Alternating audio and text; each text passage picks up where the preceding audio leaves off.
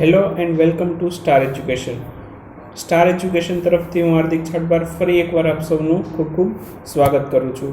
મિત્રો, last lecture જે હતો બરાબર, એમાં આપણે ભારતની જે મોટી અમુક અગત્યની જે સંસ્થાઓ હતી અને તેના સંસ્થાપકો બરાબર એના વિશે માહિતી મેળવી અને કઈ સાલમાં એ સંસ્થા સ્થપાયેલી છે એના વિશે ઇન્ફોર્મેશન જોઈ. હવે આજનો જે વિડીયો છે બરાબર એ છે ગુજરાતના મહેલો વિશે. ટાઇટલ જોઈને જ ખબર પડી ગઈ હશે કે ગુજરાતમાં કયા જિલ્લામાં કયો મહેલ આવેલો છે એના વિશે આખો વિડીયો છે બરાબર. તો અગાઉ આપણે જે ગુજરાતના કયા જિલ્લામાં કઈ વાવ આવેલી છે, કયા જિલ્લામાં કયા કુંડ આવેલા છે, કયા જિલ્લામાં કયા તળાવ આવેલા છે એને રિલેટેડ અત્યારે આપણે લાવ્યા છીએ કયા જિલ્લામાં કયો મહેલ આવેલો છે બરાબર. તો આને ગુજરાતની ભૂગોળમાં પણ ઇન્ક્લુડ કરી શકો છો તમે બરાબર.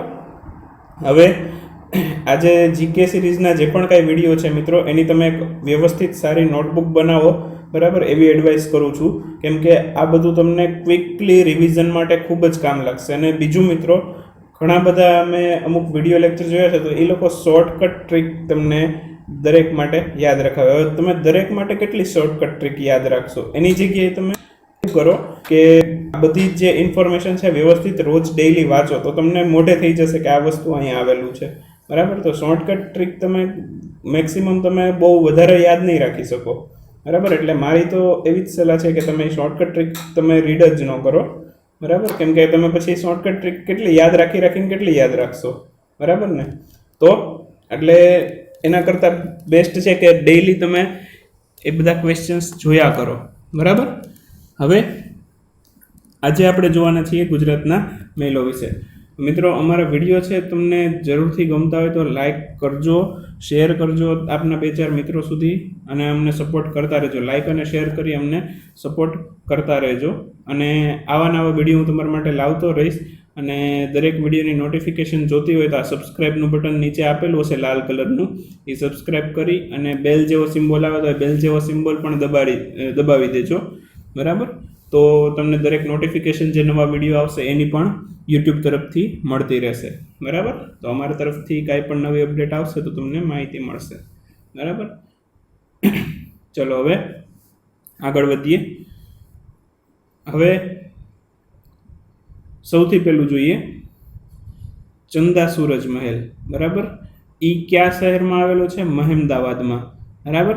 મહેમદાવાદમાં આવેલો છે અને કોણે બંધાવેલો છે? મોહમ્મદ બેગડાએ બંધાવેલો છે બરાબર. બીજું એક અગત્યનું, આ મોહમ્મદ બેગડા છે એનું નામ બેગડા શું કામ પડેલું છે? તો એણે 2 ગઢ જીતેલા છે બરાબર. આ ખબર હશે, મોસ્ટ ઓફ જે લોકો રીડિંગ કરતા હશે એ લોકોને તો ખ્યાલ જ હશે. મોહમ્મદ બેગડા છે તો બેગડા નામ કેના ઉપરથી પડ્યું? 2 ગઢ જીતેલા હતા એણે, એના ઉપરથી એનું નામ બેગડા પડેલું બરાબર. તો ચંદા સૂરજનો મહેલ કોણે બંધાવ્યો એવું પૂછાય તો મોહમ્મદ બેગડાએ બરાબર. પછી ક્યાં આવેલો છે? મહેમદાવાદમાં આવેલો છે. હવે મહેમદાવાદનો જિલ્લો તમારે મને કોમેન્ટમાં કહેવાનો છે બરાબર. આમાં હું થોડા ઘણા તમને હોમવર્કમાં ક્વેશ્ચન આપું છું, એના જવાબ તમે મને કોમેન્ટમાં દેતા રહેજો, જેથી મને ખબર પડે કે કેટલા લોકો વિડીયો જોવે છે ને કેટલા લોકો ડાયરેક્ટલી સ્કીપ કરે છે બરાબર. કેમ કે બધા જ લોકો જોતા હોય એવું જરૂરી નથી, ઘણા લોકો આમને સ્કીપ કરીને પણ જતા રહેતા હોય, એટલે મને થોડુંક ખ્યાલ આવે કે કેટલા લોકો જોવે છે મારો વિડીયો બરાબર. તો જરૂરથી કોમેન્ટમાં રિપ્લાય આપતા રહેજો, લાઇક કરતા રહેજો. લાઇક કરશો તોય મને ખ્યાલ આવશે કે એટલા લોકો વ્યવસ્થિત જોયો છે બરાબર. તો લાઇક પણ કરતા રહેજો જેથી મને ખ્યાલ આવે. એના પછી લક્ષ્મી વિલાસ પેલેસ બરાબર. લક્ષ્મી વિલાસ પેલેસ છે ક્યાં આવેલો છે? વડોદરામાં આવેલો છે બરાબર. લક્ષ્મી વિલાસ પેલેસ ક્યાં આવેલો છે? વડોદરામાં. અને જિલ્લો પણ વડોદરા પોતે જ જિલ્લો છે બરાબર. એના પછી નીલમબાગ પેલેસ બરાબર. એ ક્યાં આવેલો છે? ભાવનગરમાં આવેલો છે અને ભાવનગર પોતે જ જિલ્લો છે, એટલે કંઈ જિલ્લો અલગ છે નહીં. પછી મોતી મહેલ, મોટી નહીં મોતી બરાબર. મોતી મહેલ બરાબર. મોતી મહેલ ક્યાં આવેલો છે? અમદાવાદમાં. આમાં પણ મિત્રો તમે જો સ્પર્ધાત્મક પરીક્ષાની તૈયારી કરતા હોય તો ઘણીવાર અમદાવાદ સેન્ટર આવતું હોય છે, તો મોતી મહેલ વિશે સાંભળેલું જ હશે અમદાવાદની અંદર બરાબર. મારા ખ્યાલથી BRTSનો સ્ટોપ પણ છે મોતી મહેલ આગળ, એટલે બસમાં જતા હોઈએ તો પણ બોલવામાં આવે છે કે આગળનું જન્માર્ક સ્ટેશન મોતી મહેલ એવું કંઈક બોલે છે બરાબર ને. તો મોતી મહેલ ક્યાં આવેલો છે? અમદાવાદ. જિલ્લો પણ અમદાવાદ જ છે. પછી વિજય વિલાસ પેલેસ બરાબર. વિજય વિલાસ પેલેસ. એ ક્યાં આવેલો છે? માંડવીની અંદર આવેલો છે. બરાબર. વિજય વિલાસ પેલેસ ક્યાં આવેલો છે? માંડવીમાં. જિલ્લો કયો લાગુ પડે માંડવીને? કચ્છ લાગુ પડે છે. બરાબર. આ ખૂબ જ સરસ અને સુંદર મહેલ છે. એકવાર કદાચ કચ્છની ટૂર કરો તો આ તો કચ્છની ટૂરમાં જોયા વગર કોઈ જતું જ નથી. બરાબર. તો ખૂબ જોવાલાયક સ્થળ છે. ઇન્ટરનેટ ઉપર ફોટા સર્ચ કરજો, આના ઇમેજીસ સર્ચ કરજો, ખૂબ જ જોવાલાયક છે. બરાબર. એના પછી છે આઈના મહેલ. બરાબર. તો આઈના મહેલ પણ ભુજમાં આવેલો છે અને જિલ્લો ભુજને કયો લાગુ પડે છે? કચ્છ. કચ્છ જિલ્લાનું વડું મથક કયું છે? ભુજ. એ પણ યાદ રાખી લેજો. બરાબર. એના પછી પ્રાગ મહેલ. પ્રાગ મહેલ પણ ભુજમાં જ આવેલો છે. અને મિત્રો આ બંને મહેલ, આઈના મહેલ અને પ્રાગ મહેલ, બંને બાજુમાં જ આવેલા છે. બરાબર. ભુજમાં બાજુમાં જ આવેલા છે. બરાબર. પછી કચ્છ મ્યુઝિયમ પૂછાય તો કચ્છ મ્યુઝિયમ પણ કચ્છમાં, એ તો કોઈ દી એવો પ્રશ્ન તો પૂછે નહીં, કેમ કે કચ્છ મ્યુઝિયમ નામ જ છે અને એ કચ્છમાં જ આવેલું હોય, એટલે મારા ખ્યાલથી તો એવો પ્રશ્ન ન નીકળે, એટલે મેં આની અંદર એને ઇન્ક્લુડ નથી કર્યો. બરાબર. તો આઈના મહેલ ભુજમાં, પ્રાગ મહેલ પણ ભુજમાં. જિલ્લો બે માટે કયો છે? કચ્છ. બરાબર. હજી એકવાર ક્વિકલી રિપીટ કરી લઈએ. બરાબર. તો સૌથી પહેલાં જોઈએ તો ચાંદા સૂરજનો મહેલ ક્યાં આવેલો છે? મહેમદાવાદની અંદર. જિલ્લો તમે મને હોમવર્કમાં કહેશો. બરાબર. મહેમદાવાદનો જિલ્લો. બરાબર. એના પછી વિજય વિલાસ પેલેસ ક્યાં આવેલું છે? વડોદરાની અંદર. બરાબર. પછી નીલમબાગ પેલેસ ક્યાં આવેલું છે? ભાવનગરની અંદર. બરાબર. પછી મોતી મહેલ ક્યાં આવેલો છે? અમદાવાદની અંદર. બરાબર. વિજય વિલાસ પેલેસ ક્યાં આવેલો છે? માંડવીમાં. બરાબર. જિલ્લો કયો લાગુ પડે માંડવીને? કચ્છ. બરાબર. આઈના મહેલ ક્યાં આવેલો છે? ભુજમાં. જિલ્લો કયો લાગુ પડે? કચ્છ. પ્રાગ મહેલ પણ ભુજમાં. જિલ્લો કયો? કચ્છ. બરાબર. ચાલો એના પછી આગળ વધીએ.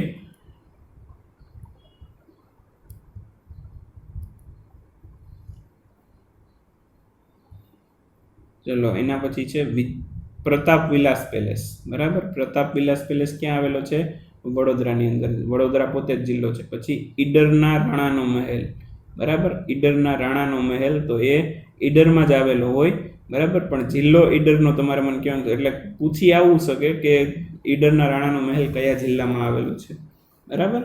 તો ઈડરના રાણાનો મહેલ. બરાબર.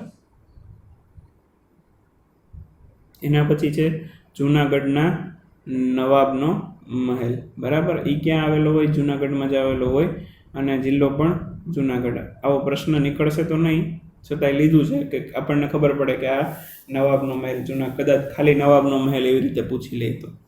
બરાબર. પણ જૂનાગઢના નવાબ ઇન્ક્લુડ કરવું જ પડે. નવાબ કેટલાય હોય ગુજરાતની અંદર. બરાબર. અને એના ઘણાય મહેલ હશે જ. બરાબર. તો અત્યારે પણ મોસ્ટ ઓફ અમુક જગ્યાએ પછી ગવર્મેન્ટ ઓફિસ બનાવી નાખી હોય મહેલની. બરાબર. એવું હોય. ચાલો એના પછી આગળ જઈએ તો કલાપીનો મહેલ. બરાબર. કલાપીનો મહેલ ક્યાં આવેલો છે? લાઠીમાં. લાઠીનો જિલ્લો તમે મને હોમવર્કમાં કહેશો. બરાબર.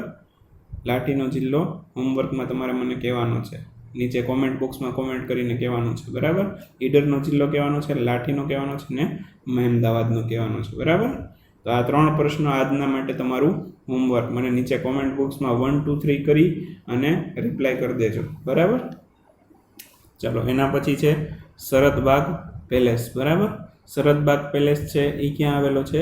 ભુજની અંદર આવેલો છે અને ભુજનો જિલ્લો તો આપણે જોયો તો હમણાં જ જોયો તો કચ્છ. બરાબર. પછી રાણક દેવીનો મહેલ ક્યાં આવેલો છે?